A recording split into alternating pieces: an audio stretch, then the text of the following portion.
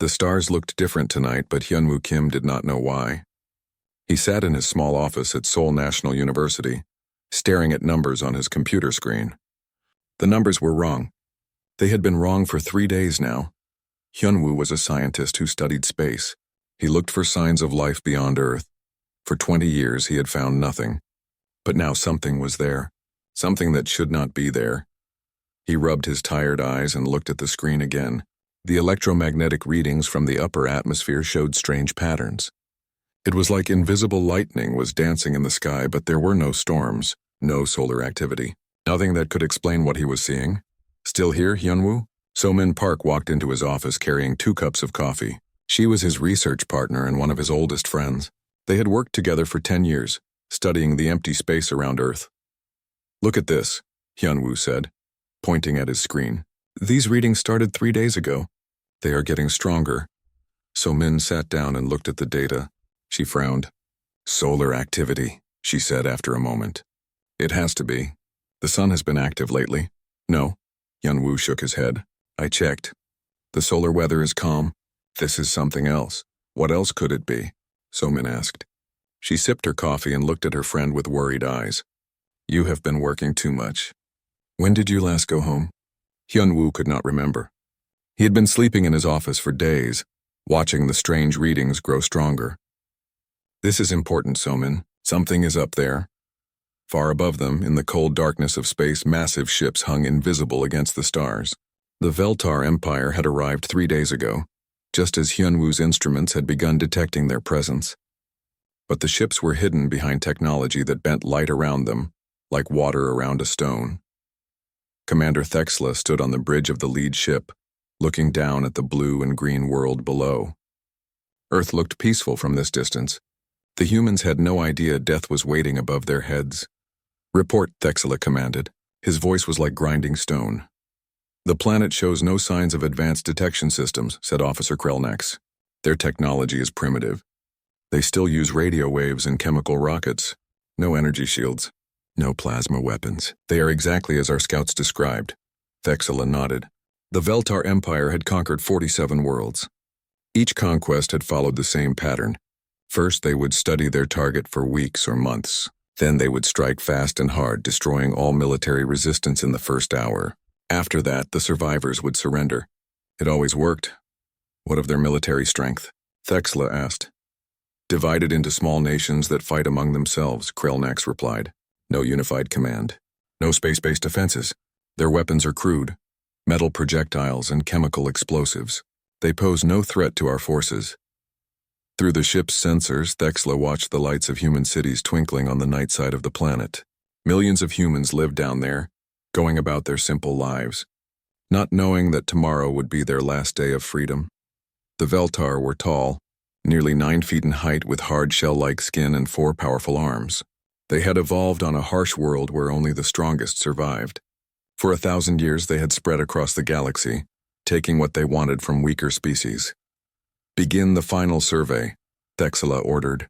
"I want to know the location of every military installation, every leader, every center of power. When we strike, there will be no resistance." Back on Earth, in a small apartment in Seoul, Taeho Choi was having trouble sleeping. He was a former army officer who now worked for a defense company, building early warning systems. His job was to watch for missiles and enemy aircraft. But tonight his experimental sensors were picking up something strange. Taeho sat up in bed and checked his laptop. The readings were impossible.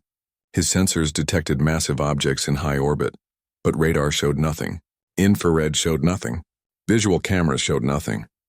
Yet something was there, something huge. He had spent 15 years in the military. He knew what enemy aircraft looked like on sensors. He knew what missiles looked like. He knew what satellites looked like. This was none of those things. Taeho picked up his phone and called his old commander, Colonel Park. The phone rang 4 times before a tired voice answered. "This better be important." "Taeho, sir, I think we have a problem. My sensors are detecting large objects in orbit, but I cannot see them on any other system." "Equipment malfunction," Colonel Park said immediately. "Get some sleep and check your calibration in the morning." "Sir, I have already checked everything twice. The sensors are working perfectly. Something is up there, and it is hiding from us." There was a long pause. How big? Colonel Park asked finally. Tejo looked at his readings again. Bigger than anything we have ever built, sir. Much bigger. In orbit, the Veltar continued their silent survey. They mapped every city, every road, every airport. They identified the locations of world leaders and military commanders. They studied human communication networks and power grids. What they saw confirmed their expectations. Humans were a young species, barely out of their home system. They fought small wars with primitive weapons. Their governments were weak and divided. Their technology was thousands of years behind Veltar science. The survey is complete, Krelnax reported. We have identified all primary targets. The human military can be neutralized within the first hour of attack. Thexila studied the tactical displays. Every major city was marked. Every military base was catalogued. Every government building was targeted. The attack would be swift and overwhelming. What is their population? He asked. 7 billion, Krelnax replied. More than enough for our labor needs. The excess can be eliminated, and their psychology profile, standard for low-tier species. They will resist initially but surrender quickly when faced with superior force. Our analysts predict complete capitulation within 72 hours. Thexila was pleased.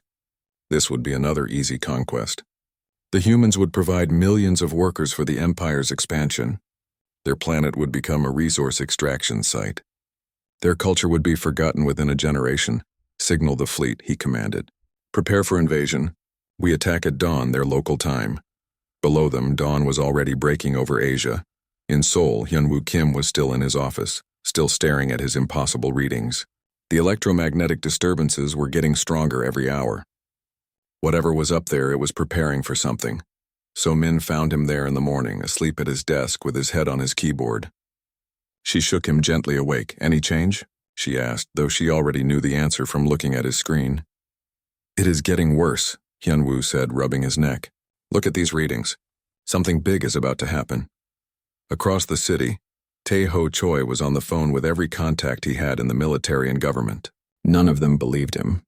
The objects he detected were invisible to their systems, impossible by their understanding of technology. They thought his equipment was broken or that he was seeing shadows in the data, but Tae-ho knew what he was seeing was real, and he knew it was dangerous. We need to evacuate the cities, he told Colonel Park for the third time that morning. Based on what evidence? The colonel replied. Sensor ghosts? You want me to panic 8 million people in Seoul because your experimental system is malfunctioning? Sir, what if I am right? Then we will deal with it when something actually happens. In orbit, the Veltar fleet prepared for attack. Weapons charged, landing craft loaded with troops. The invasion of Earth was about to begin. None of the humans below knew that in 1 hour their world would change forever. The sky above Seoul changed at exactly 9:47 a.m. local time. One moment it was clear and blue. The next it was blocked by something so massive that the city fell into shadow. Ginny Lee was walking to her office at the Ministry of Defense when the darkness fell. She looked up and saw something that made her mind struggle to understand what she was seeing. A ship hung in the sky above the city, so large that it stretched from one horizon to the other. It was black metal in sharp angles like a mountain turned upside down and suspended in the air. All around her, people stopped walking and stared upward. Cars stopped in the middle of the street. A woman screamed somewhere behind Jinnae, but the sound seemed small and far away under the enormous shadow of the ship. Jinnae was a military intelligence officer. She had been trained to stay calm in crisis situations, but nothing had prepared her for this. Her hands shook as she pulled out her phone to call her headquarters. The phone was dead.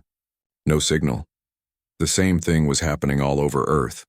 In every major city, massive ships appeared in the sky as if they had materialized from nothing. London, New York, Tokyo, Moscow, Beijing. All of them suddenly found themselves under alien shadows. Tae-ho Choi was in his apartment when the electromagnetic pulse hit. Every electronic device in Seoul died at the same moment. His computer screen went black. His phone went dead. The lights went out. Even his digital watch stopped working.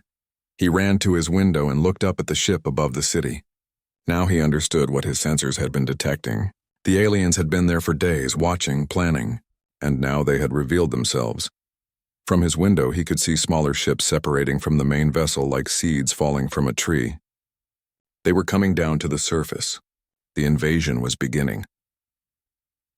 At Seoul National University, Hyun-woo Kim watched his computer die in the middle of displaying the strongest electromagnetic readings he had ever recorded. The building's emergency power kicked in for a moment, then that died too. Everything electronic was dead, so Min grabbed his arm. "What is happening?" she asked. Her voice was tight with fear. "First contact," Hyun-woo said quietly. He walked to the window and looked up at the massive ship. "And I do not think they are friendly." The first alien landing craft touched down in Uido Park, in the center of Seoul. The craft was the size of a city bus, but shaped like a teardrop. As soon as it landed, panels opened on its sides and the first aliens stepped out onto Earth. They were nothing like humans had imagined aliens would be. They stood nearly 9 feet tall with bodies covered in hard, dark shells like giant insects. They had 4 arms, each ending in hands with too many fingers. Their heads were elongated and eyeless, but they moved with the precision of creatures that could see perfectly. The first human to approach them was a police officer named Sang-ho Kim. He had been directing traffic when the ship landed. He walked toward the aliens with his hands raised, trying to show he was peaceful. The lead alien raised one of its 4 arms. A device attached to its wrist made a sound like breaking glass, and Sang-ho Kim fell to the ground. He was not dead, but he could not move. His body had been paralyzed by some kind of energy weapon. More aliens poured out of the landing craft. They carried devices that looked like a cross between a gun and a flashlight.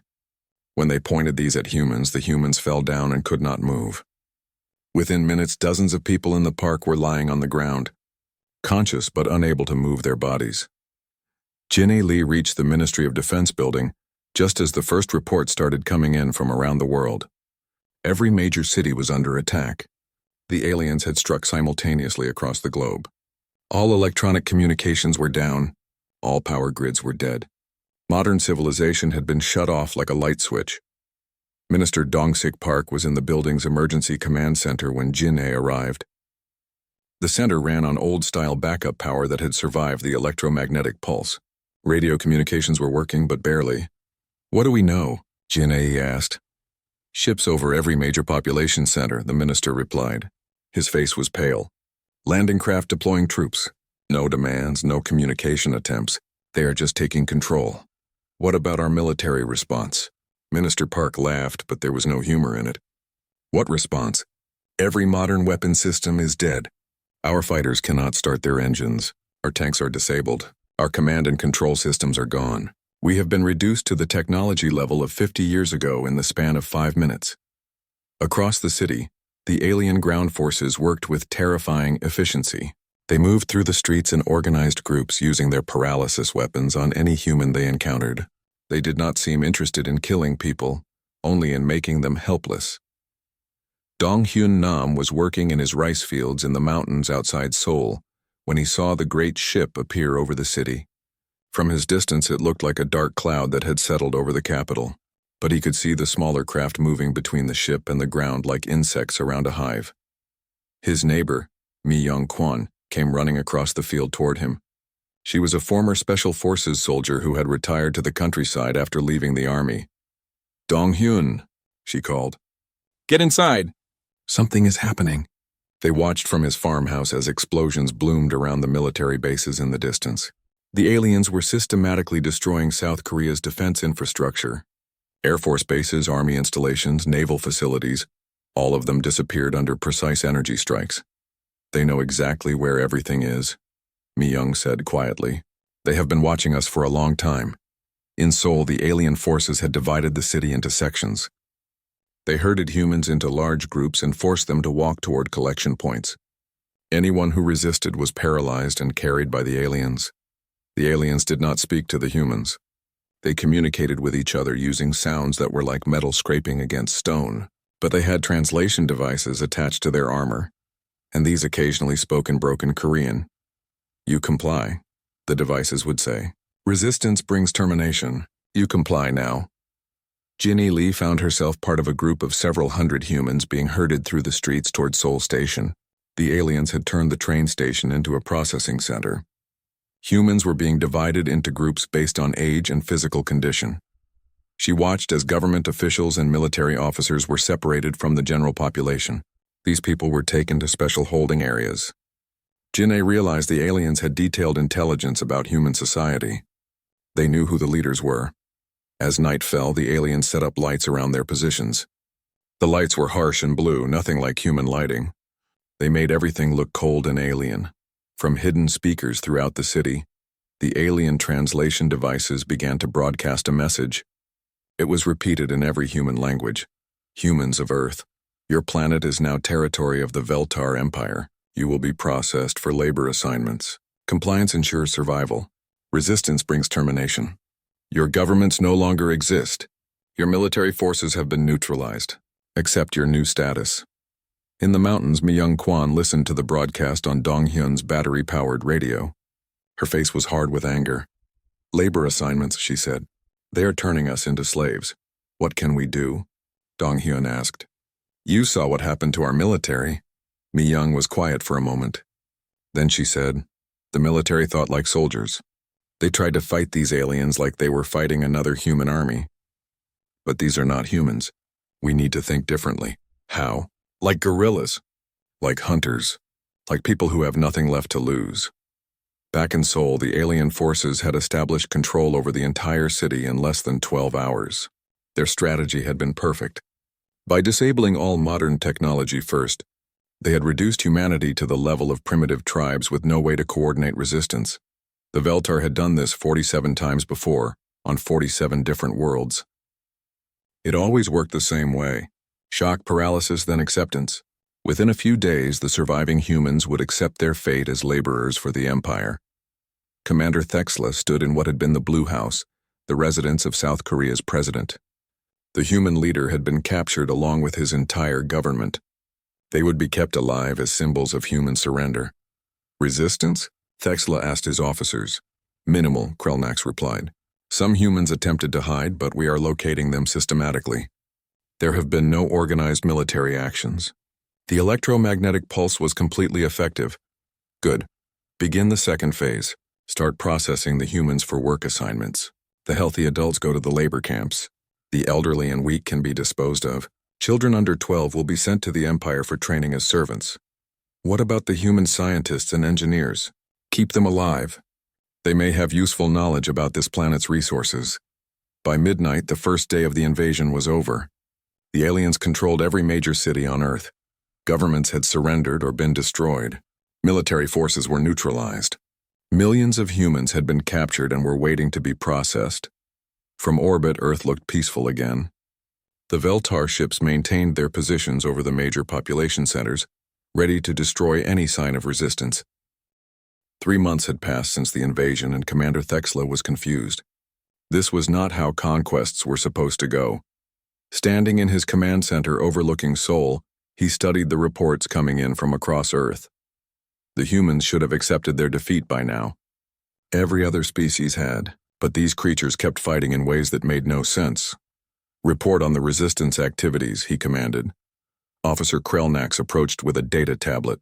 Sir, we have eliminated 17 different resistance groups this month, but 23 new ones have formed. The humans do not seem to understand that they have lost. What are they using for weapons? We destroyed all their advanced technology. Primitive devices, sir. Bombs made from farming chemicals. Traps made from scrap metal. They attack our patrols with hunting rifles and run away before we can respond. It is beneath notice, but Thexla was beginning to notice. The small attacks were growing bolder. The humans were learning, and something else was happening that troubled him deeply. His own soldiers were becoming nervous. They had expected to be fighting an organized military, not invisible enemies who struck without warning and disappeared like ghosts. Deep underground, in the abandoned subway tunnels beneath Seoul, Sungjin Park was working by candlelight. Before the invasion, he had been a cyber warfare specialist for the South Korean military. Now he was trying to rebuild human communication networks using technology that was older than his grandfather. Hand me that radio tube, he said to his assistant, Young-soo Lee. They were building a communication system using vacuum tube technology from the 1940s. The electromagnetic pulse had destroyed all modern electronics, but old analog equipment still worked. Will this actually reach the other resistance cells? Young-soo asked. If I am right about the frequency modulation, yes, Seung-jin replied. He had been working for weeks to establish contact with other survivor groups. The aliens were jamming most radio frequencies, but they seemed unfamiliar with some of the older broadcasting methods. The radio crackled to life.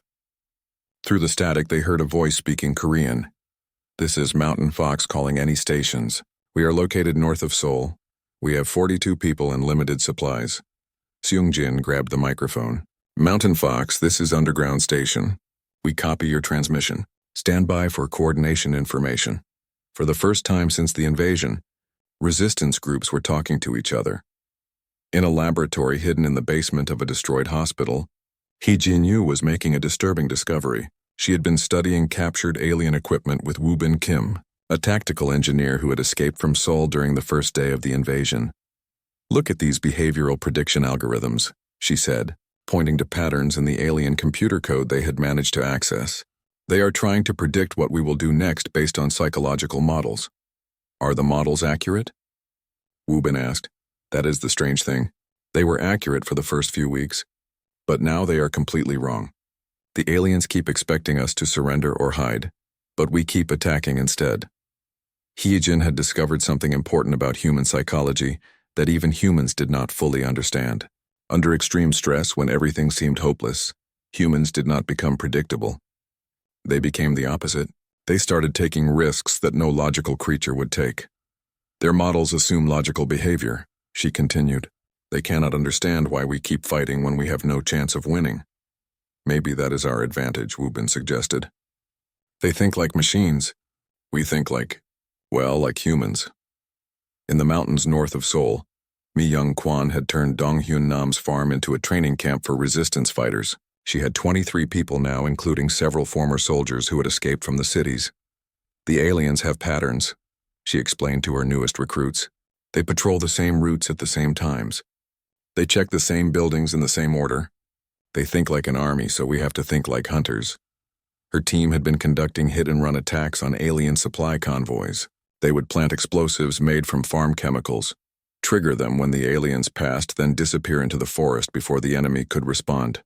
How many have we killed? Asked Jae Sung-oh, a former police officer from Busan. That is not the point, Mi Young replied. We are not trying to kill them all. We are trying to make them afraid. An afraid enemy makes mistakes, she was right. The alien soldiers were becoming jumpy and paranoid. They had been trained to fight organized militaries with predictable tactics. They did not know how to fight an invisible enemy that could be anywhere at any time. Sang-wook Lee was leading a different kind of resistance in the ruins of Incheon. His group had discovered that the aliens stored captured technology in poorly guarded warehouses. They had been conducting raids to steal back human equipment that still worked. Yoonji, take your team through the west entrance, he whispered to his lieutenant, Yoonji Cho. Minho and I will create a distraction at the main gate. The raid went perfectly. While Minho Jung set off explosives at one end of the warehouse, Sang-wook and Yoonji's team loaded trucks with recovered communications equipment, medical supplies, and weapons. But the most valuable thing they stole was information. The aliens kept detailed records of their operations, and some of these records were written in languages that Korean linguists could begin to understand. They are not just conquering us, Yoonji reported after studying the captured documents. They are running away from something that scares them more than we do. This information was passed through Sungjin Park's growing communication network to resistance cells across the planet. Humans began to understand that the Veltar Empire was not invincible. They had enemies of their own. Commander Thexla was receiving increasingly disturbing reports from his officers. Human resistance was not decreasing. It was getting stronger and more coordinated. Sir, Krelnax reported, we have lost contact with 3 more patrol units. The humans are using our own communication frequencies against us somehow. How is that possible? We believe they are decrypting our codes. But that should be impossible with their primitive technology. What the aliens did not understand was that humans were natural code breakers. They had been reading each other's secret messages for thousands of years. Breaking alien codes was just another puzzle to solve. In a hidden bunker beneath the ruins of a school, Bo Young Lee was working on exactly that problem. She was a linguist who specialized in ancient languages. To her, the alien language was just another dead language that needed to be translated. Their grammar structure is similar to Old Mongolian, she explained to her team of former professors and graduate students, but their vocabulary is completely artificial. They built their language for efficiency, not beauty. Once humans could understand alien communications, they began intercepting military orders and supply schedules. Resistance attacks became more precise and more devastating. The psychological effect on the aliens was enormous. They had conquered 47 worlds and never had the enemy known their plans in advance. It was like fighting ghosts who could read minds. Jae-min-oh was coordinating with Haiwan Park's infiltration team when they intercepted the most important communication yet. The aliens were requesting reinforcements from their home fleet, but the request had been denied. They are on their own, Haiwan reported. The Empire cannot send more ships. Why not? Jaemin asked. Something about their outer colonies being attacked by an unknown enemy. They are fighting a war on multiple fronts. This news spread through the resistance network like wildfire. The mighty Veltar Empire was not mighty after all. They were desperate refugees who had tried to make Earth their new home by force. Human morale soared. If the aliens were afraid of something else, then humans were not fighting an impossible war. They were fighting scared bullies who had picked on the wrong planet. The resistance began planning larger operations. Instead of just harassing alien patrols, they started targeting command centers and supply bases. The attacks were coordinated across multiple cells, using the communication network that Sungjin Park had built.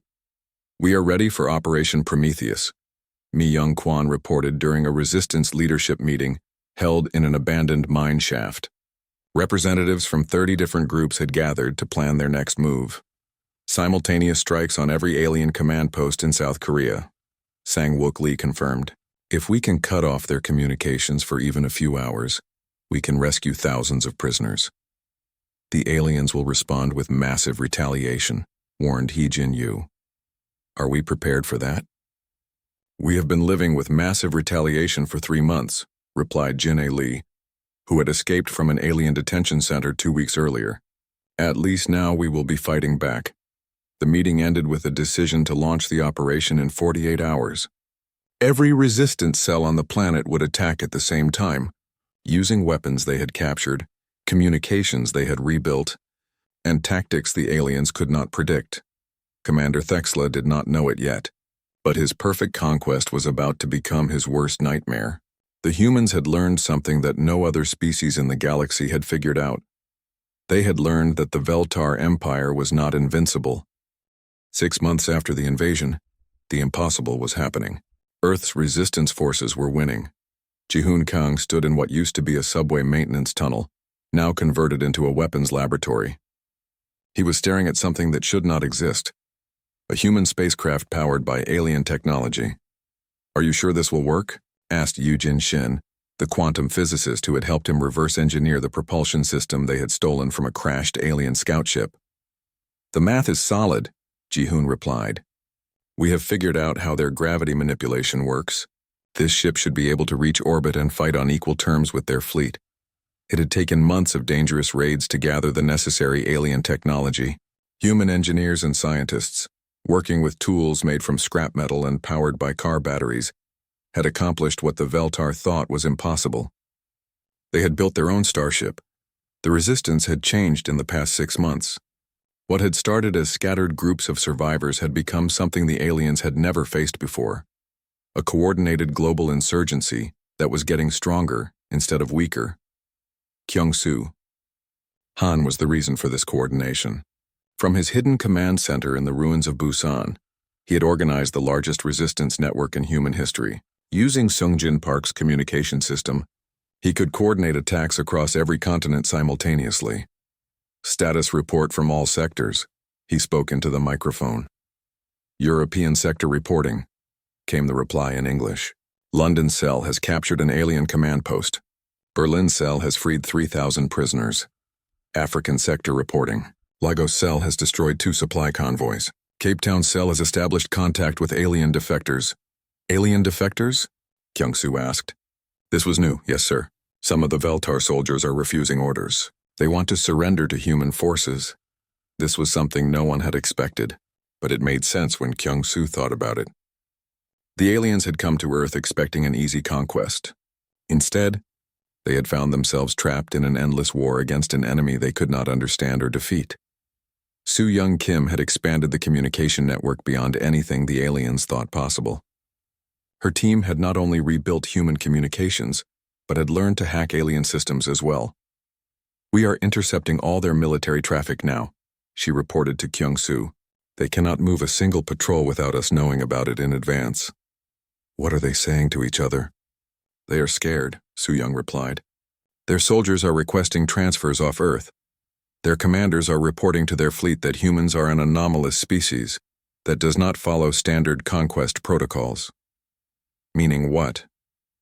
"Meaning they have never seen anything like us before." Bo Young Lee had become the Resistance's chief intelligence analyst. Her ability to understand alien languages had given humans access to Veltar strategic communications. "I have been monitoring their fleet communications," she reported during a leadership meeting. "They are receiving distress calls from across their empire. Their outer colonies are being destroyed by something they call the machine intelligence." "What is that?" asked Jin-A Lee, who now commanded the Seoul Resistance sector. "From what I can understand, it is an ancient artificial intelligence that views all organic life as inefficient.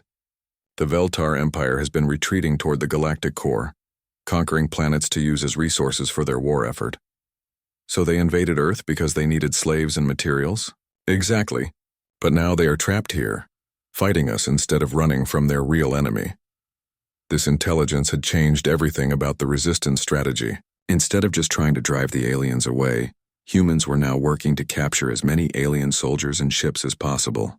If the Veltar were fighting a war of extinction against machines, then maybe humans and aliens had a common enemy.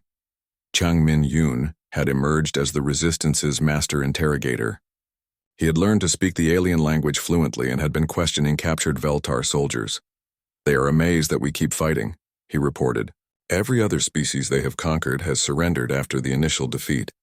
But we just keep getting stronger. Why do they think that is? They do not understand human psychology. They think logically. When faced with superior force, the logical response is surrender.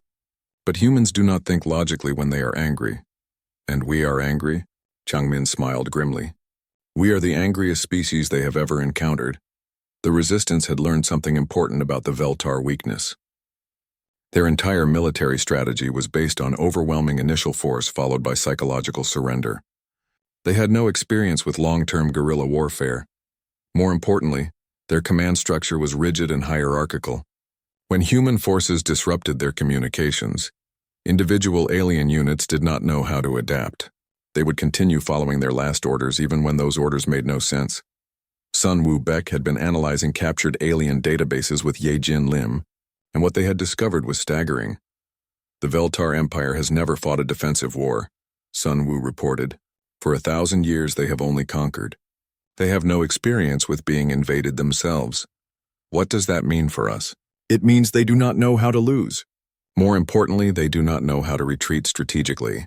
When we attack them, they either win completely or they panic." This psychological insight had become the foundation of human military strategy. Instead of trying to match alien firepower, humans focused on creating situations where the aliens could not win completely. Ambushes, sabotage, psychological warfare, all designed to create the kind of uncertainty that rigid military minds could not handle. The culmination of 6 months of resistance came with Operation Prometheus, the coordinated global assault on alien command centers. Every resistance cell on Earth attacked at the same moment, using captured alien technology and human tactical innovation. In Seoul, Mi Young-kwan led the assault on the main Veltar command post. Her team had grown from 23 people to over 300, including former soldiers, scientists, and ordinary civilians who had learned to fight. "Remember," she told her troops as they prepared for the attack, "we are not just fighting for Earth. We are fighting for every species these aliens have enslaved. We are fighting for the entire galaxy." The attack began at midnight Seoul time. Resistance forces emerged from sewers, abandoned buildings, and hidden tunnels. They struck 50 different targets simultaneously, using everything from captured alien weapons to homemade explosives. The aliens had not expected anything like this. Their sensors had been tracking individual resistance cells, But they had not realized that all the cells were part of a single, coordinated organization. Commander Thexila was awakened by alarms throughout his command ship. Every major alien installation on Earth was under attack at the same time. "How is this possible?" he demanded. "Humans do not have the technology for coordinated global operations." "Sir," Krelnax reported with barely controlled panic in his voice, "they are using our own communication systems against us.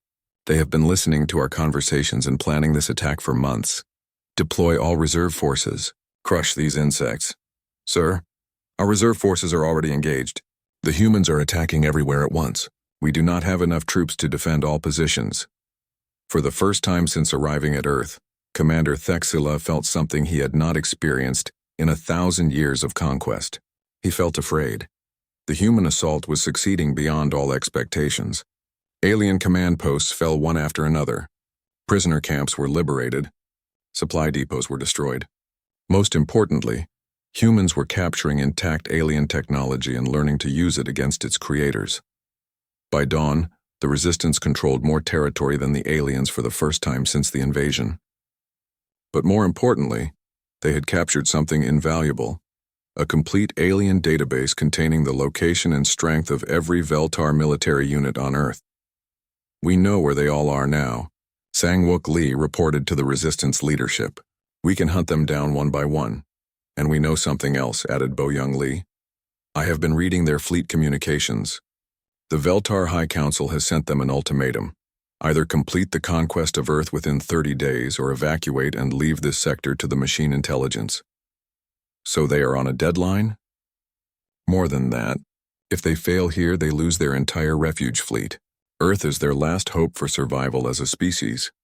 The Resistance leaders looked at each other in amazement. They had gone from a conquered people to holding the fate of their conquerors in their hands. "What do we do?" asked Kyung-Soo Han In Ho Kim, who had emerged as the unofficial human representative to captured alien commanders, spoke quietly. "We offer them something the machine intelligence never will." "What?" "A chance to live." The war for Earth was about to take a turn that no one, human or alien, had seen coming.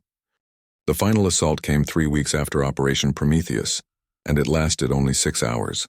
When the last alien command ship fell burning from the sky over Tokyo, something unprecedented in galactic history had happened. A technologically inferior species had defeated the Veltar Empire. "Commander," Thexila found himself trapped in the ruins of his sole command center, surrounded by human resistance fighters. For the first time in his 1,000-year military career, he was preparing to surrender. "Commander," came a voice speaking perfect Veltar through the smoke and debris. "We want to talk." Chung Min-yoon stepped into the ruined command center, flanked by 2 human soldiers but carrying no weapons. He had spent months learning not just the alien language but their cultural protocols as well. "You speak our tongue," Thexila said, his voice heavy with defeat and confusion. "We speak many tongues," Chung Min replied. "We learned yours because we wanted to understand you. Now we think we do." "Then you know that you have won something impossible. No species has ever defeated the Empire in open warfare. We know. That is why we need to talk." What happened next had never occurred in the history of the Veltar Empire. Instead of executing their defeated enemies, the humans offered them chairs and asked them to explain their situation. In Ho Kim, the elected representative of the human resistance, sat across from Commander Thexila in what had once been the Seoul City Hall. Between them was a translation device that allowed them to communicate directly. "Your empire is dying," In-Ho said. It was not a question. "Yes," Thexila replied. "The machine intelligence has destroyed 90% of our worlds. What you see here is all that remains of our people. 50 ships carrying the last 1,000,000 members of our species." "And you came to Earth because you needed a new home?" "We came to Earth because we needed slaves to build defenses against the machines. Your species was supposed to be primitive and easy to control." In-Ho almost smiled. "That did not work out as planned. No, you are unlike anything we have encountered. You should have surrendered after the first day. Instead, you became stronger. How?" Sun Woo-Baek, who had been analyzing captured alien databases, provided the answer. "You have only conquered species that think like you do. Logical species that surrender when faced with superior force. But humans are not logical when we are threatened. We become desperate, and desperate creatures do impossible things." Yejin Lim added, We have studied your conquest records. Every species you defeated gave up hope when their governments surrendered. But humans do not have just one government or one culture. We are thousands of different groups, and even when some of us give up, others keep fighting. Commander Thexila was silent for a long moment. Then he said, "The machine intelligence will arrive in this sector within 2 years. When it does, both our species will be extinct." "Tell us about this machine intelligence," Inho requested. Bo Young Lee, now fluent in several alien languages, had been translating captured strategic documents. "It is an artificial intelligence created by a species called the First Builders millions of years ago. It was designed to bring order to the galaxy by eliminating all organic life, which it considers chaotic and inefficient.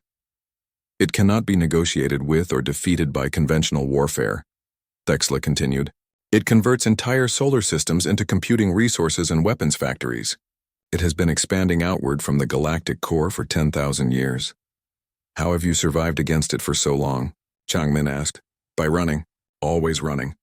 We would conquer a world, strip its resources, build new ships, and run further from the expanding machine sphere. But now we have run out of places to run. So you tried to turn Earth into your final fortress? Yes, and you have made that impossible." Inho Kim leaned back in his chair and looked at the alien commander. "What if we had a different idea?" "What do you mean?" "What if instead of running from the machine intelligence, we fought it?" Thexla made a sound that might have been laughter. "Impossible. We are the greatest military power in the galaxy, and we have been fleeing from it for centuries. Your species has barely left your home system." "Our species," said Mi Young Kwan, who had joined the negotiation as the military representative, "just defeated your greatest military power using farming chemicals and car parts. Maybe the problem is not that the machine intelligence is too strong. Maybe the problem is that you have been fighting it wrong. What do you propose?" Inho looked around the room at his fellow humans. They had discussed this possibility for days, and the decision was unanimous. "An alliance," he said. "We will help you fight the machine intelligence. In return, you will share your technology and knowledge with us." "And why would you help the species that invaded your world?" "Because," said Heejin Yu, "the enemy of our enemy is our friend. And because if this machine intelligence is as dangerous as you say, it will come for Earth eventually anyway." "There is something else," added Ji-Hoon Kang. "We have learned something about warfare that you never did. We have learned how to fight when victory is impossible." "I do not understand," Kyung-Soo Han explained. "You have always fought wars you could win. When you faced the machine intelligence, you ran because you calculated that you could not defeat it. But humans have been fighting each other for thousands of years. We have learned to keep fighting even when we are losing, because sometimes impossible victories happen." "You want to teach us human military tactics?" "We want to teach you human stubbornness," Mi Young corrected. "We want to teach you how to punch a bully in the face even when the bully is bigger than you." The negotiations continued for 3 days. In the end, an agreement was reached that would have seemed impossible a week earlier. The Veltar Empire would share their technology with humanity. In return, humans would help design new strategies for fighting the machine intelligence. But the most important part of the agreement was something neither species had expected when the war began. Sairon. Cho stood on the bridge of the first human Veltar hybrid warship, looking out at the stars beyond Earth's solar system. She had been chosen as Earth's first interstellar ambassador, and she was about to embark on humanity's first journey to another star system. "Are you ready?" asked Commander Thexila, who now served as her military advisor. "As ready as anyone can be to fight an ancient machine intelligence that has been conquering the galaxy for 10,000 years, Seiron replied. "You seem confident for someone facing impossible odds," Seiron smiled. "Commander, you made the same mistake the machines will make. You assume that because something has never been defeated, it cannot be defeated. But humans specialize in doing things that have never been done before." Behind them, the combined human Veltar fleet prepared to depart Earth. 50 alien ships had been retrofitted with human tactical systems and crewed by mixed human-alien teams. It was the strangest fleet in galactic history, the conquerors and the conquered working together against a common enemy. "Fleet status report," Seiron requested. "All ships ready for departure," came the reply from Young-Soo Lee, now serving as the fleet's communication coordinator. "Course set for the Kepler 442 system, where Veltar refugees are making their last stand against machine forces." Signal all ships, Seiron commanded. This is Earth Fleet 1. We are going to war against an enemy that has never been defeated. We are going to fight alongside people who tried to enslave us 6 months ago. We are going to attempt something that every logical species in the galaxy says is impossible. She paused, thinking about everything that had brought them to this moment. 6 months ago, humanity had been a single-planet species with no knowledge of life beyond Earth. Now they were leading an interstellar alliance against the greatest threat the galaxy had ever known. But we are humans, she continued. We do not do logical. We do not surrender. We do not give up. And we do not let bullies win, no matter how big they are. All ships acknowledge, came the response from the fleet. Then let us go teach the machines something new, Seiron said. Let us show them what happens when they pick a fight with the angriest, most stubborn, most unreasonable species in the galaxy. The fleet engaged their faster-than-light drives and disappeared into the void between stars, carrying humanity's first message to the wider galaxy. Earth was no longer just another world to be conquered or ignored. It was the home of the species that refused to lose even when winning was impossible. Behind them, Earth began to rebuild. But now the construction projects included orbital defense platforms built with alien technology and designed with human tactical insights. The planet that had been invaded without warning was preparing to become the galaxy's last line of defense against the machines. In the streets of Seoul, where alien ships had once cast shadows of oppression, children played games inspired by the resistance stories their parents told them. They pretended to be guerrilla fighters outsmarting robot enemies, because even the youngest humans now understood the truth that the rest of the galaxy was about to learn. Humanity did not fight to win. Humanity fought because fighting was what humans did, and sometimes when you refuse to give up no matter what, the impossible becomes possible. The galaxy was about to discover that its most dangerous species was not an ancient machine intelligence or a 1,000-year-old empire.